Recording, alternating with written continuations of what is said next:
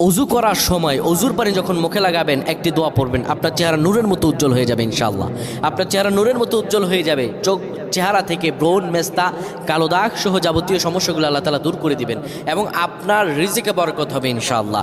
আপনার দোয়াগুলো কবুল হয়ে যাবে। অনেকের চেহারা সুন্দর কিন্তু তাকাতে ইচ্ছে করে না, মনে হয় চেহারায় নুন নাই, কিন্তু অনেকের চেহারাই কালো কিন্তু দেখতেও ভালো লাগে। যেমন এই যে বেলাল হাবশি, চেহারা দিকে তাকালেই শান্তির সুবাতাস বয়ে আসতো। সাহাবীরা যার চেহারা দেখে অনেক প্রশংসিত করিয়েছিল এবং যার কলব স্বচ্ছ ছিল।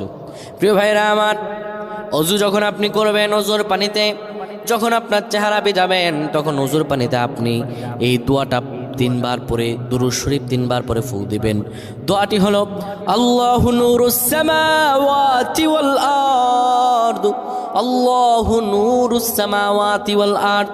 পানিগুলো নিয়ে সেই পানির মধ্যে আপনি ফু দিয়ে চেহারার মধ্যে লাগাবেন। আমার